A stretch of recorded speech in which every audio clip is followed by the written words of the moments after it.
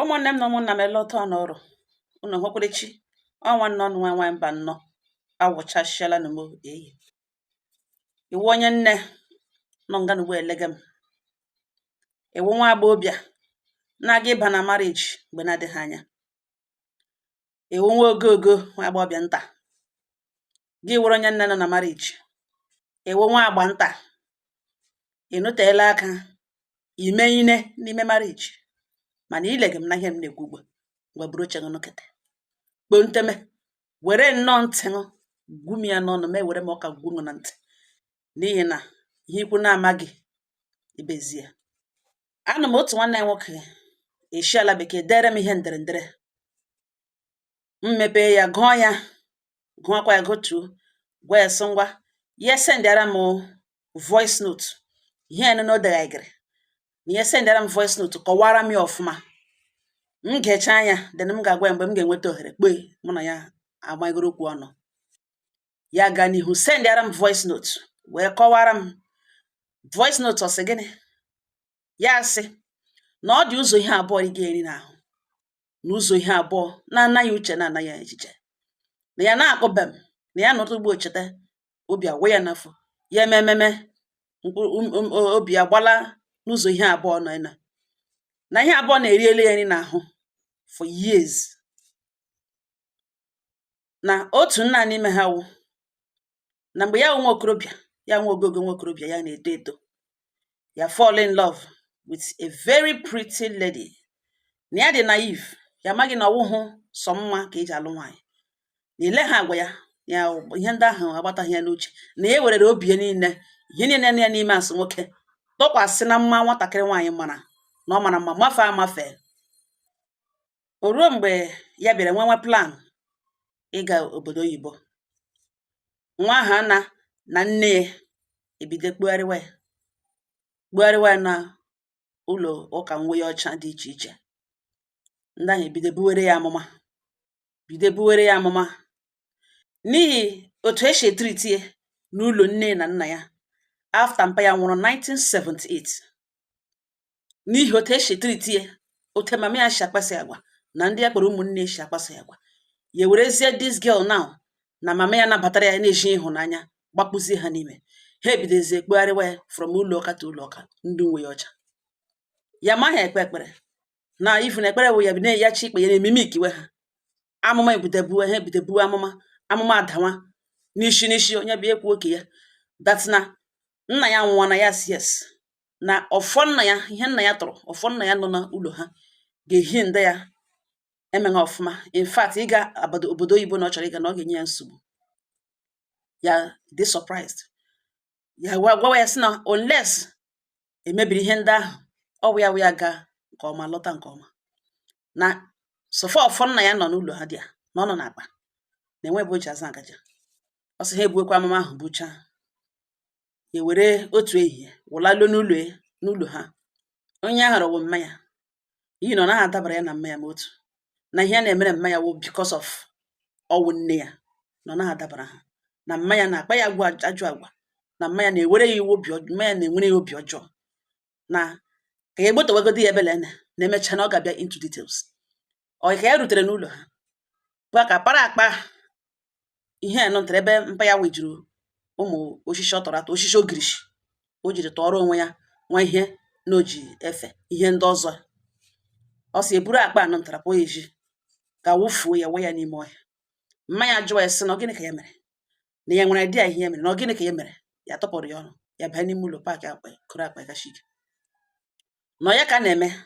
chukwu emere ya ebere ya eme ka emuvu iji ala bekee ya nọ wee ga hụta onwe ya by land ya enweta onwe na South Africa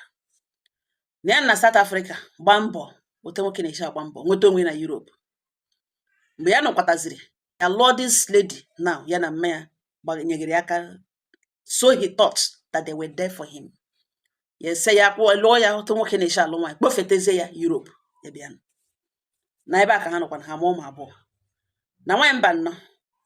through the whole of this process na gịnị ruo mgbe mmanya rịawara ya eruteghị nso ya send ya eti ha anya ya mafada ya bịa ya nwere nne ya madụ na ya dịra mmanya azụ anọzi n'elu ya mama ya nwụọ mgbe mma ya nwụchara elie ya. Mmadụ abụọ na atọ akpọketa egwe ya datịna na okwu mma ya kwuru n'isi ya arụghị mma, na mma ya bụrụ ya ọnụ, na ọ bụrụ ya ọnụ bifo kubie. Okwu ahụ ewute ebe cheta na ya dịra ya letadahụ mma ya nọketado. Ihe ahụ ewute na nwaanyị mba nnọọ na ọwụ ihe ya kwere kpọm n'ihi ụzọ ihe abụọ na ugbene other ones ka leta n'echiche na ogboli. Then ihe na-emere na gbasara ihe abụọ nọ na-eri eri n'ahụ. Mgba ndị a gwara na mma ya bụrụ ya ọnụ, ihe ha ewu na titin riri ya eri ya na-echesi nụcha na mma ya bụ ya ọnụ, ya nekwa ori ya bụ mma ya bụ ya ọnụ. Ya eme organize a pastor na ndị prayer warriors ibe ya, ha aga n'ili mma ya na-ekpe ekpere na-arịọ ya on his behalf ke ihe mere gbasara ọnụ mma ya bụrụ ya. But ọ dịghị ya ka nwere ọ dịghị ya ka anything, na ọ ka na-abọda ya na echiche ka na-agakwa n'ọnụ ahụ na mma ya bụrụ ya. Then abịa na ọfọ mpa ya wụfuru na ya kpọrọ nwanne ya nwoke ebe 2 weeks ago kọwara ihe n'ugbo na ọfọ mpa ha na ya wụfuru ya lọtara one afternoon mgbe e buru ya mama ya chọrọ ịga ala bekee, na ọfọ nna ya ga-ehi nda ya na mpa ya anaghị aga chọọchị, na mpa ha anaghị aga chọọchị, na ọfọ nna ha ga-ehi nda ha na ya anaghị aga, mpa ya anaghị aga chọọchị. Ya were iwe lọta buru dị ọfọ ga wụfuo. Mpa ha nwụrụ 1978, ya buru dị ọfọ ga wụfuo. Mana since eji wụfuo ọfọ nna ha ahụ ruo nga n'ugbo na dịtị na-enye ya nsogbu na obi echiche, emeta obi agbala ebe ahụ, emeta obi agbala ebe ahụ na ya emeghị ihe ekwesịrị. Ugbu a ka ya ghọtara ihe omimi nọ na ọfọ nna ha. Dị na abịa na ihe gbasara ọfọ, ihe mere gbasakwara n'ụka ọfọ nna ya ya wụfuru, na ya kpọrọ nwanne ya nwoke ka etoro ya gwawa ya si na ọ dị aware that na ya wụfuru ọfọ nna ha. Nwanne ya nwoke si adị ha wee na ọmama ha ọgwa ya, ya sị mba na ọgwaghị ya, na mama ha agwaghị ya. Ya gwawazie ihe ya mere na otu esi wụfuo ọfọ nna ha, na ugbu a na ya wụrụ dị mkpa ya banye na mmadụ ka ya ma the implication, mara na ihe ahụ na ọ na-ebu ụzọ, na ọ naghị adị mma, na ọ na-eshi ike ihe omimi, na ọ bịara na-enyezi ya nsogbu na-abọde na echiche ya na-agala dị ya nọrọ ya na-echeta ya nọrọ ya cheta na ya wụfuru ọfọ nna ya. Nwanne ya nwoke ahụ agwawazie ya sị hei na ka a mara na ihe a ga-eme ya, na ya ga-aga na mba nọ gaa jụọ ndị nze na ọzọ, gaa jụọ ese ihe a ga-eme, ihe nwere ike ime, na ya nwa amaghị ihe a ga-eme na ọfọ nna ya ahụ, ọfọ nna ha ọ wụfuru. Ya sị oke ya sendịara ya ego ga-eji aga mba nnọọ na ọwa ebe ahụ ka akwụ na ọ gabedị mba nnọọ na nwa mba nnọọ. Mana otu obi si ya ka ọ satadịrịla m ihe na ya enweghị ya dị restless, mmụọ ya na-asị ya kọsara nwaanyị mba nnọọ ya kpọdo this woman na fon kọsagodịrị ya ihe nọọ ihe ejiri kpọm taa biko na o nwere ihe mma dabere na ihe na ụzọ ihe abụọ nri ga-eri n'ahụ ya ga-akọwara m na ọ na m ga-eche anya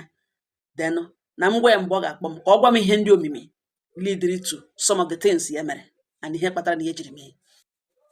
Ụmụnne m egewekwala m voice note a, ihe a niile ọ kọrọ na voice note gecha bịa nweta ohere dịrị esi ya ngwa ya kpọọ m, ya kpọpụtakwa m ozugbo ozugbo anyị banye na dị mee n'okwu. Ụmụnne m ya sị m nwaanyị mba nnọọ after anyị kelechara, ya sị m nwaanyị mba nnọọ na ihe ahụ m gere na ọ dị two things iri ga-eri n'ahụ ka ya kọziere m ntọala ya, na nwaanyị nọ ntara ya gara aga lụta na ọ mara mma magbuo onwe ya, mana o nweghị ezi agwa, ya nwe onye na-enye mmadụ nsogbu, na ya wee very kind-hearted human being,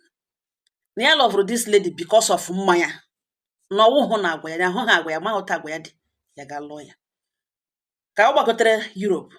mụọra ya ụmụ abụọ, this lady atọpezie ngwugwu, ya nwa nọ ngala man ya nọ n'elu mmiri, na this lady ebidozie gbahọ n'aka gwawazie ya oshishi ejiri tụọ ya na ọ nọ na nwunye ka nwunye ya gwara ya datịna onye ya ahụ ga-asị nna ya, onye ya fidiri na ọgwụ nna ya awọdụghị nna ya, na mma ya gbara n'ezi ga-atọta ime,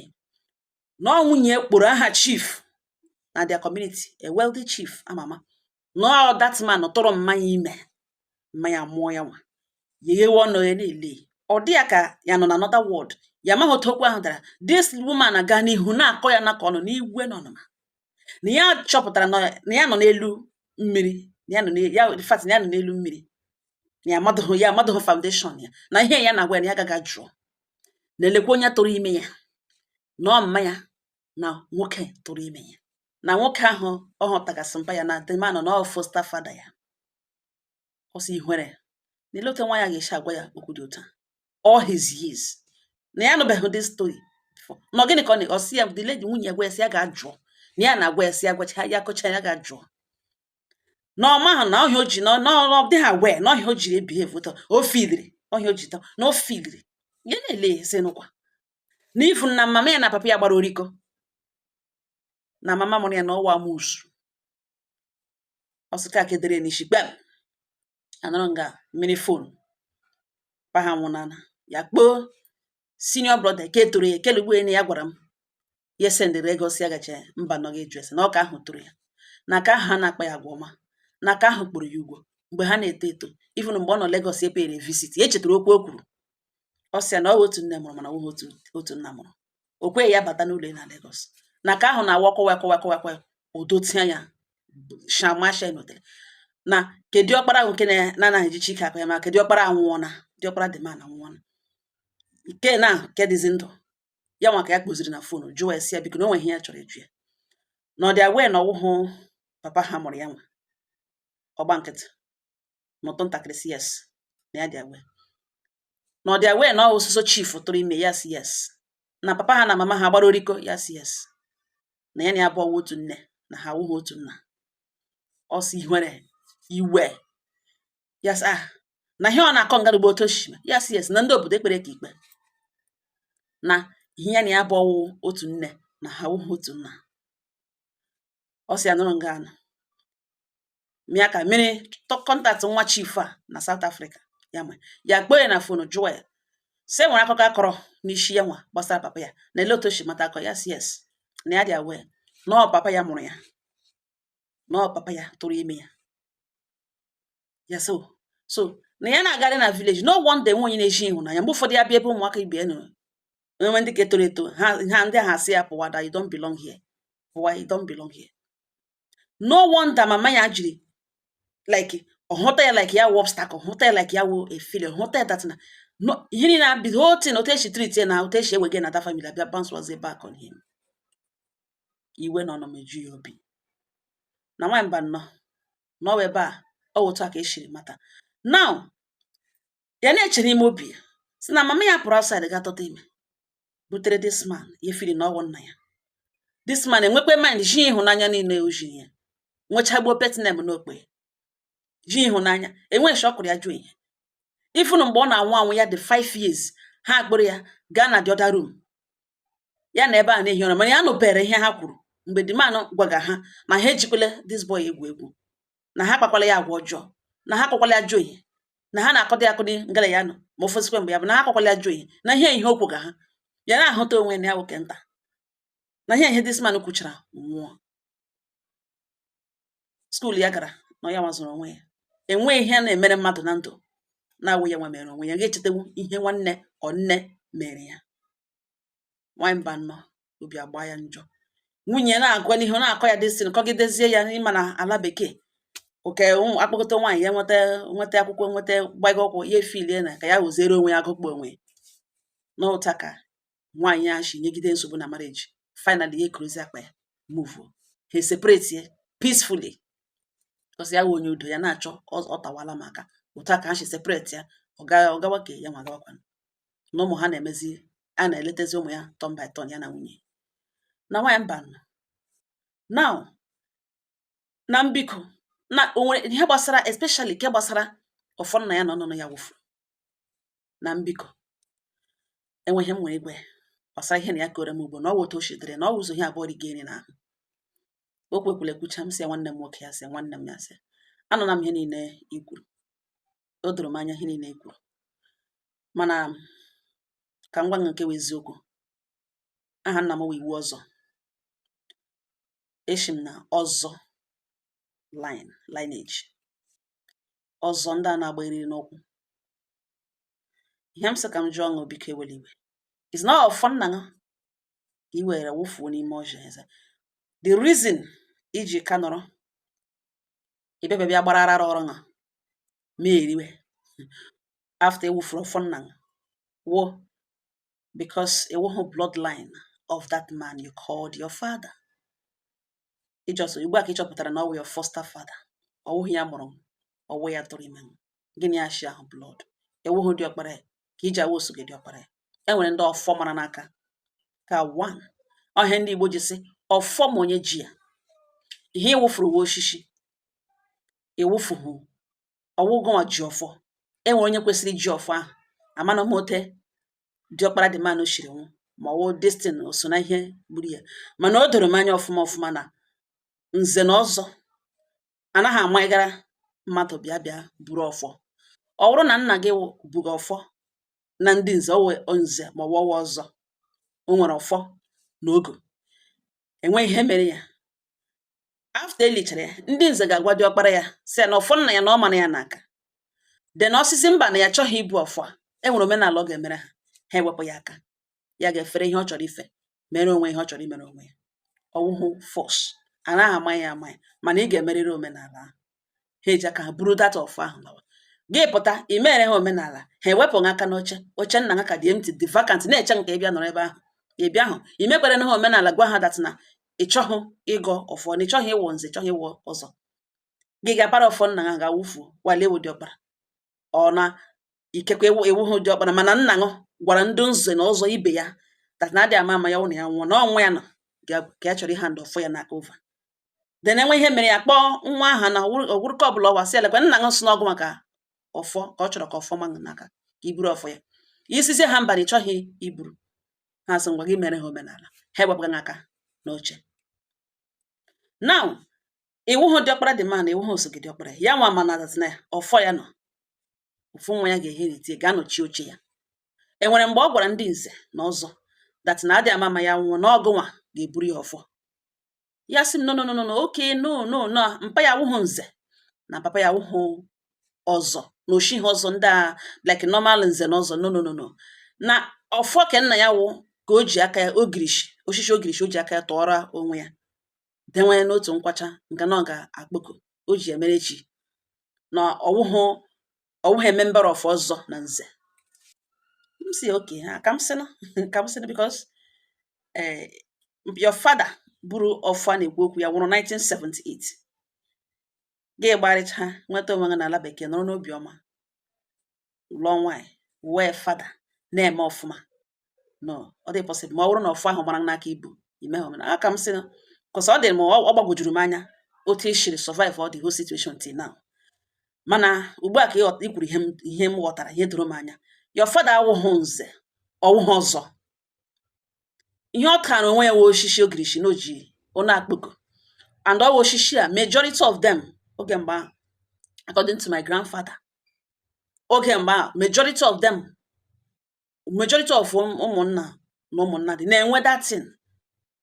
ka anya, and ọ ya nwa na guide ha through the life. Ọ ya nwa na guide ha. Ya nwa datin ka ha na-atụ ụjọ imejọ ha abịa nga ahụ ga-akpọku datin. Ọ ya na-eme igi mee mgbofu datin jụkwa oge nga ka a na-aga jụ ogo. So o ji ọhịa ihe ọ kavụrụ from oshishi ogirishi ọ na-efe, o ji mere chi na guide ya enwe ike sọpụrụ the thing. Na ọwụhụ nze ọwụhụ ọzọ na ihe ịwụfuru uwe oshishi iji hụ datin ụgwọ ife ya, onye fege ya ji emere chi anwụọna, and onwe ha agreement ya na datin nwere na adị ama na ọ nọchi ike n'ụlọ ya, protect ara ya ezinụlọ ya, na ya nwa na nwa ya ofu nwa ya ga-ebidokwe worship wee enwe chem na enwere covenant ya na datin nwere. Ihe wụfuru uwe gịnị? Oshishi. So my brother, wepụ obi n'ebe ahụ. Your father awụhụ nze ọwụhụ ọzọ. Ọ bụ ebe ahụ ka ụgụrụ na-atụ oyi. Ọgụnwa ihe ijọs were nnọọ ụjọ were nnọọ obi takụnwa na ihe na-enweghị isi all these years. Ya etie sị chai nwanyị mba nnọọ, hey nwanyị mba nnọọ. M si and ọzọ dị ka bịa kpọọ nwanne m nwoke biko terminate njem ahụ ọ gaje na mba nnọọ, because nze na ọzọ ka ugbu a amamụte echiche ha, amam ihe ha emege n'ihi na ọ na ha kwụrụ n'eziokwu. Nze na ọzọ enwere ugbu a kwụrụ n'eziokwu. Ụfọdụ mpụ na omekome na arụ mege n'ala Igbo taa agaghị eme. Ọ gaghị eme. Ndị nze na ọzọ na-apụta, ha na-apụta dịka ha na-ebihave ka ikuku. Ha anaghị eso ekpe ikpe n'obodo. Ha na-emere ha a group of their own. Ndị obodo mewezie oshiwe legelege, akpọ ndị ọzọ, ha jụọ ha ajụjụ gị ihe niile kwuwe nke eziokwu. ma ikwu ha eziokwu ha kọfụ ahụ na kwubi okwu kọfụ ahụ n'ala mkpọtụ mkpa akpọwa and ihe eji mara ha wee eziokwu ha na-eri ngala ha na-emegide ha dị ka sent ha na-eri ngala ha kwuo eziokwu ha na-akọghori ọnụ ha enweghị mmegide n'ime ha aka ha na-akwụrụ ọtọ 24 hours ọ ha maka eji ebe ikpe ha maka eji abụchachi ihe ọjọọ n'obodo ụdịka nze na ọzọ enwere na ọ ndị ke politicians na-abịa ibi ego ka nwanne nwoke ha bịa daka ga n'aka onye ga-asị ngwa weteke ọzọ weteke kọwa ihe na-anụ n'ukwu akwụkwọ ka o wee napụ unu ego so terminate ije ahụ nwanne nwoke gaga ụzọ adịghị ya nwanne m nwoke wepụ obi n'ebe ahụ mpangawu nzọ ha ọzọ you are punishing yourself for no reason ọ bụrụ na ihe ahụ nwere any effect ị gaghị anọ na-eme ọfụma nọrọ ala bekee na-eme ọfụma mee ihe ndị ebiri na village gị na-emebe lụọ nwaanyị nwee nwa ifu ndo na marriage nwere ka ele gị nwee nwa wee fada so this wee fada nọrọ in one piece enweghị ọrịa ịdaga ahụ gbagburu ahụ na onye gụrụ ọfọ onye nwa ọfọ nwụrụ 1978 gawo till now gị gbagburu even he dị successful karịa ka ị kwesịrị ịdị ma a sịkwa ara na enwere so wepụ obi gị ebe ahụ enukwa enu ụzọ anụ ebe wepụ obi gị ịpunishes na onwe gị gbasara nke ahụ ka wee wụrụ 1 na 2 gbasara your mother bụrụ gị ọnụ ọ ebe a ka m ji so ụmụ nwaanyị ibe m buru oche bukete the moment your mother tụgharịrị ụkwụ n'ime marriage that man lụrụ ya lụọ ya kwụọ ụgwọ isi ote nwoke na-eshi alụ nwaanyị lụọ ya oji ndị nwe ya ugwo ọha na eze amara na nwaanyị alụrụ ya alụ lụbata your mother mmanụ apụọ tụgharịa ụkwụ nwoke ọzọ na the same community atụọ ya ime ọ wụrụ gụnwa with the product of that illicit act that day ka your mother luzuru ha tongue of fire nwaanyị ọbụla nwere ire ọkụ a na-akpọ ya tongue of fire iluzo your own ị na-ekwu okwu ị ga-adị ka ordinary person na-ekwu okwu mana nke gị dị intact nwaanyị ọbụla tongue ire ọkụ ya ka dị intact ire ọkụ a na-apụta mgbe emewara ha obi mgbe ọ gbajuru ha n'isi mgbe ọ gbajuru ha n'obi ivu ndị lụrụ ha alụ ọ bụrụ na nwoke a ịlụ ga-eweta ịhụnanya ịhụrụ di gị n'anya hụ fee ya oke ị na-eleji di gị anya ị nwere nsọpụrụ ị tụgharịbeghị ụkwụ gị were ya iwetara ya kekịrịkị ihe ọbụla i kwuru n'isi this man business ya ga-aghasa that is to tell you how powerful this tongue of fire ụmụ nwaanyị na-enwe dị your mother luzuru ke ya mgbe ọ tụgharịrị ụkwụ ka o mejụsara onwe ya oyi were crown ahụ tụsa ya n'ala o lose the right to lay a curse on you and it comes to pass. Awash. O lose that right. N'ihi na the angels na grant those words. Your mother the filthy. Ọ gaghị walk. O kwuru okwu ahụ dịka okwu ordinary person. And abịazie na your mother tara ahụhụ wee nwụọ. Ya ekwere nghọta that as of mgbe your mother na-arịa ruo mgbe ọ nwụrụ. Ị dịbeghị aware of your foundation. Ị maghị otu ishiri mụọ gị. Meaning that ihe mma gị sọfara wụ karma. Ihe your mother sọfara wụ ịhụnanya that man lụrụ ya nwere n'ebe ọ nọ. N'ihi na I can imagine na ị lụrụ nwaanyị nwoke lụrụ nwaanyị kwụ ụgwọ isi nwunye ya abata mụọrọ ya nwoke kemgbe mụọrọ ya ụmụ ripụzie ka ga nwoke ọzọ nwanne nwoke n'obodo atọ ya ime ya amụọ nwa ahụ mụọrọ ya na your father that man nwere right ịsị this woman na marriage ahụ na ọ gwụla send ya packing. That man nwere right ịsị na ọ mụrụ onye ọ mụrụ nwa ya na ya bụ gawa egbubie marriage ahụ emejụsa ya oyi gbasa ya kpụrụ ndị ka ya mụrụ ya kpekpuru mana o meghị ya ihe a nwoke na-atụwalife nwaanyị ime ọ mụrụ kemgbe ụmụaka abụọ is not like ịtụ ime na-ara ya is not like e nwere ihe nkwa nwere ike ikwu ịkwa agodo na ịtụ ime na-ara ya ahụ ọ bụ ihe na di ga-akpakọ isi na ọ bụrụ ịzụrụ nwa ha mụta ọ bụrụ ịlụ nwaanyị ka abụọ kemgbe ha lụrụ ọ bụ ihe ga-enyeghị ya enweghị ihe nyere nwaanyị certificate ị ga-agatụrụ ime aside bubutere di ị garịa nwoke ọzarịa ya elu in the first place ọfọzikwe ịtụ ya ime ya bubutere di ya now this man elecha ihe a niile elu asụ ya na mụ na okwu erute nke ya na this woman your mother ịgba oriko ọ n'ihi nna gị hụrụ ọ n'ihi na that man hụrụ that woman n'anya too much and o nwere ezi obi kpatara nụ the only love he feel na that family wụrụkwa this man jiri ya ifu ndụ na ọmụmụ gị do you know the pain ọ bụrụ oge ka ugbu a ele nwoke chọrọ ime ya kedu nwoke ga-eme ya every morning ya pụta ya na-ele nwata ntakịrị kpoga ya nna obodo bịara kpee ikpe ọwụ ihe a na-ezo ezo ọwụ ihe agbara oshi that na ọwụ ya nwa mụrụ nwa na nwunye na ọ tụgharịrị ụkwụ ya enwee mind na-eji nwa ahụ ịhụnanya, nwee mind kpọrọ nwa akpakpo ya. Naanị ihe nwa ahụ nọrọ n'aka ya 5 years, this man anwụọ. You can imagine the pain, the emotional trauma, the stigma. Ihe a niile bụ ụzụ ọ tụrụ that time, mmechu ihu, mkparị. Your mother wetere your father. Now, ya ga-enwe nwụchụsị oyi according to ndị kọrọ nga na your mother tara ahụhụ. Mgbe ọ nwụgo nwa niile, ọ bụrụ naanị ka ọ mụrụ, ụmụ ya na ebe ahụ ndị ka tọrọ ngụ na de where were they? Now, gị na onwe nkwanụ nwere opportunity gaa ala bekee na-emeta ọfụma. Mgbe ọ nwụga, idibe ha where that na lekwe ihe your mother mere, mabedeghị onye wusef. Gị lee ya gị hụ na ọkama na ọ nwụjụsara oyiwu punishment dịrị ya ka ọ savụ. Na ọ bụrụ na ọnụ akụkọ nwe ebe n'ihi na ọ wụrụ na ọ bụ ọnụ, ọ wụrụ na o nwere that, ọ wụrụ na o nwere ikikere ahụ bụ ọnụ ahụ, ị ga-eme ọfụma. Ọ ga-eme nga affect even till today. Mana o meghị ha nga affect.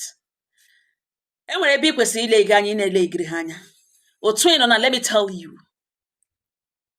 your mother owes you, even n'ọnwụ ọ ka ji ụgwọ. N'ihi na your mother altered your foundation. Nwoke o kwesịrị ịmụrụ gị, alụrụ ya alụ, mma gị onye ọ tara enwe ihe wee gbarọ mejụsara your foundation. Tizie ngụ na na-aga na-atụ aka, mezie ngụ ịnọ n'obodo wozie object of mockery. Onye bịa ele ngụ ya na-akọ akụkọ mgbe ị na-discuss your history, ịgafe discuss your history mgbe ị na-atụ gị aka. Your mother made that happen. Ọgụ nwa onye kwesịrị iwesịrị mmanụ iwe, mmanụ enweghị any right ịbụ ọnụ n'ihi na ọ kpara agwa ọjọọ, o biri ndụ rere ure. She altered your foundation. Ọgụ onye wu ma ị gbara ha mmanụ ebe ọ nọ gaghị enwe peace of mind. Ọ nwoke ka ịwụ ọwụhụ nwaanyị. Nwoke lụrụ ya kwa ụgwọ isi ya, ụmụ niile kwesịrị ịmụrụ that man, ya edepụga ga-ewebata ihe ihu ahụ gbarụọra ṅụ ntọala ṅụ as a man. Gị wozi onye a na-atụ aka. Ọgụ nwa onye kwesịrị bụ mmanụ ọnụ, gị nwa onye kwesịrị iwesịrị iwe, gị nwa onye kwesịrị ile ya obi agba ṅụ njọ n'ihi na ọ ya nwa mejụsara ihe niile a niile oyi. O nweghị any right bụ ọnụ, olu zuru right ya mgbe ọ pụrụ tụgharịa ụkwụ.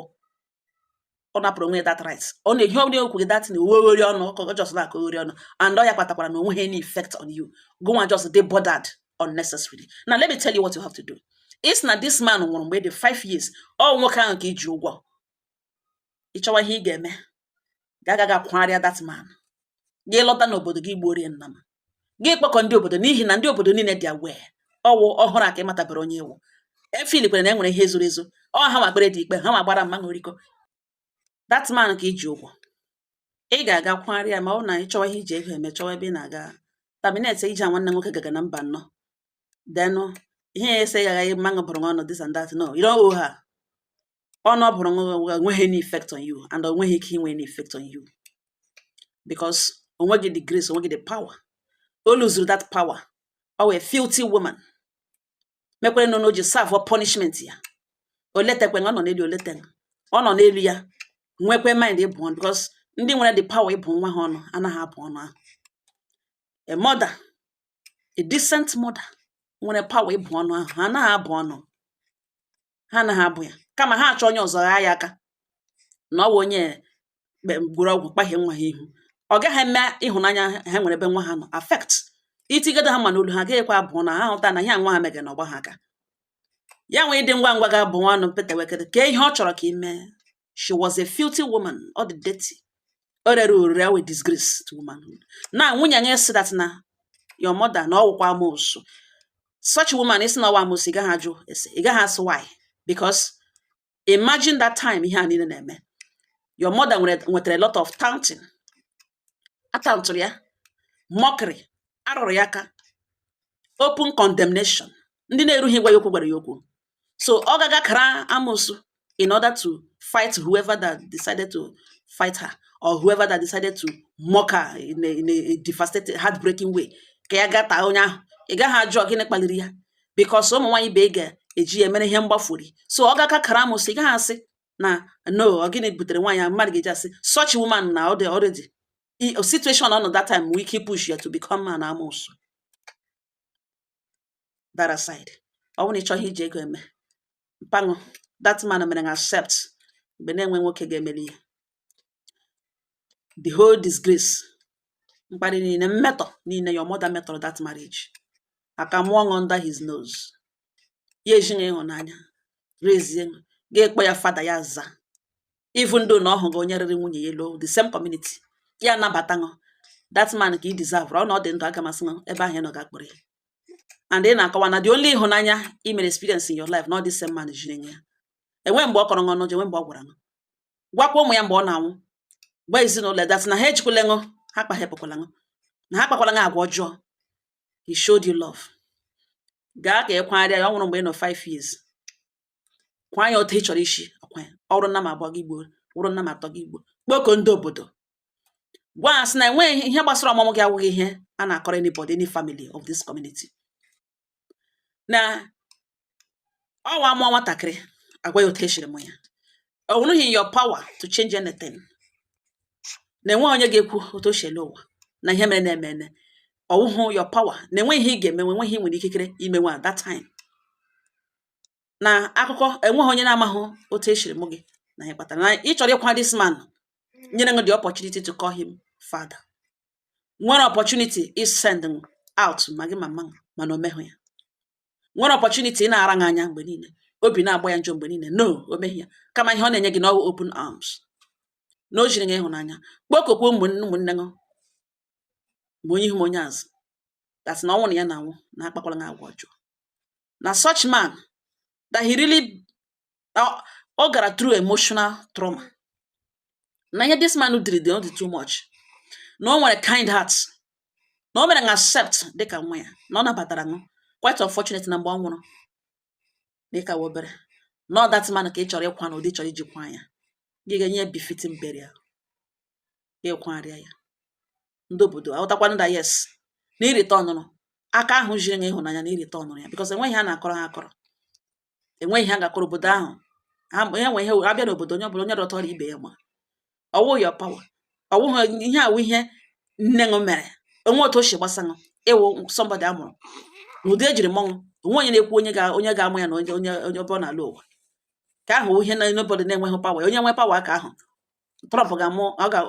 ya even ya na nwunye nzuzo somebody agbaga n'afọ the woman all these great men ụlọ ha ga na-eheri karịka people na-aga amakpu ndị a by all means mana enwe onye ga-ekwu selekwa onye ga-amụ ya nụ ọ bụrụ na enwe onye ọ dị that thing the possible onye ara ga-amụ nwa na dustbin ihe mere n'otu o shiri mee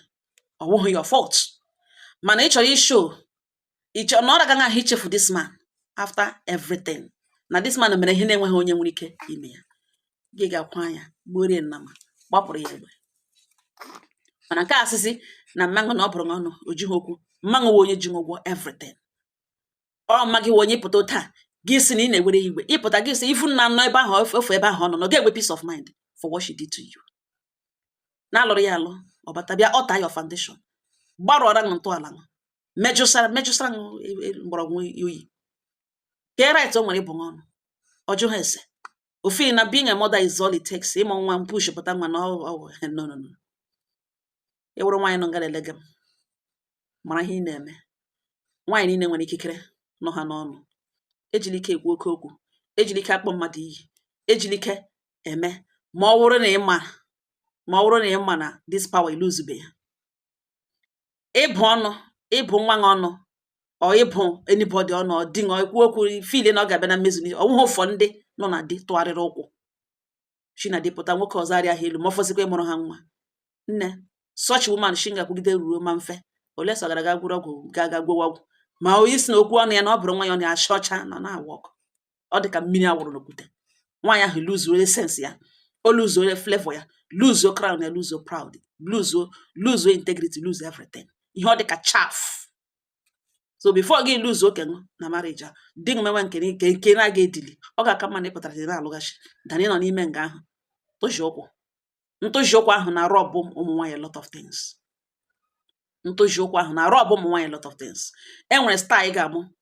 ishi n'ukwu push pụta such star root ahụ nwa ahụ gbara pụta kwesịrị ịdị samsam kama di gị ga-emeke na obi gị ga-emegherie ya n'ihi na ụfọdụ ụmụaka na-amụ amụ n'ihi nne ha tụgharịrị ụkwụ ọ na-eme affect what they will become in life ọ na-enye ha nsogbu na-ebushara ha enye ha nsogbu mana businesses ha ma gịnị ya wụ gịnị ụzọ ha gbarala okpo ha gbara wọta somebody agala mechuo ya mejụsa ya oyi So mgbe nwaanyị na-anọ na di na-atụgharị ụkwụ, ọ wụ naanị onwe ya ka o meke, ọ na-emekwa ma ụmụ ya, ọ na-eme affect a lot of things. Ụmụnne m, ọhịa m gwara ya ekpughi gị n'akwa sị m na ya ka emekpe nwanne ya nwoke ugbu ene na ugbu a ka ihe mma ya meziri weziri iwe, ugbu a ka na anya emepeele ya chai n'anya na o mepeele ya ebewe. M sị anya kwesịrị imepe m, ọ gịnị waga anya ga-emepe gị? Your mother rụrụ ala pụọ ezi elu, ọ gị nwa ga-egwesịrị mmanụ iwe, nweghị any right iwesịrị m iwe because ọ mmanụ tiri gị na ịtụ aka dị mkpa gafee na-akọ akụkọ ihe mere mgbe o mere, akọ akụkọ akpa aha gị na-akpọchi ifu ka ugbu a nwụọ na but you the stigma is still there. Onye m kọsị your mother ka right onwe nweghị any right bụ nwa ọ ya mekwara na iji dị successful beyond ịbụ ọnụ ya ịrega ha ịdị oke imege biznes ịgala ebe bịa na Naịjirịa na ụfọdụ ndị mmadụ erecha n'ala stil abịaba ebe ahụ ịpụrụ na ngwa imitiri up ịlụrụ nwaanyị ịmụrụ nwa enweghị ihe ịlụzuru ọ gịnị ka ha na-aka akụkọ ịbụ ọnụ gịnị ka aghụghọ ịbụ ọnụ gịnị ka a na-abụ n'ọnụ? Stop bothering yourself. Ụfọdụ ndị nọ na prison today anọghị ebe ahụ because ha dị guilty because ha lacked good presentation of their cases. Know what you have to do at every given point in time. Mara mgbe emejọrọ gị na mgbe imejọrọ mmadụ. Mma gị mejọrọ gị mana ọnwụ ọ mejọrọ m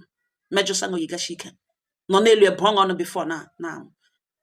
ọ gị na-ewu ihe ka offense committed. Ọ serve punishment ya agbara ya jọng mma gịnị ga-akpaghepụ gị ihu even though ị nwere obi ilete ya ị chọrọ ilete ya then why did you not if not karma? Ya nọkwa n'elu ya commit kwa offense ka offense bịa bụ ọnụ before bịa ntọrọ nwụọ ebe ị gachi ịmaba ihe wu key eji agbapere ngeti ebe ahụ ịmaba ihe wu ihe mere ebere gị hindara gị ebe ahụ ya enwe mind bụọ nwa n'ọnụ nwa ịbụgakwa n'ọnụ nwa ịmụjụ imegiri ihwere drọp ọrụ ya akpakpa ihwere bịa ntọrọ gachi ike. Chineke ọwụ ụmụaka ka ebe ịbụ m ọnụ ka ebe okwu ya dị ka mmiri awụrụ n'okwute. Imere mistake ndị pastọ ịgawa ebe ahụ because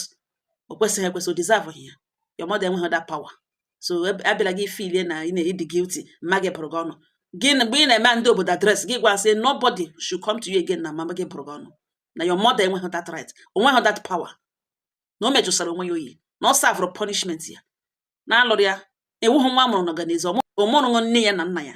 alụrụ ya alụkwụ ụgwọ isi ya ọ bata ebe a mekasa ebe everywhere tige family na ihwere tige na na-aga na-atụ aka na onweghị that power ịbụ ọnụ na onye akwasịkwala gị against na mmanụ bụrụ ọnụ ihe ọ serve punishment ya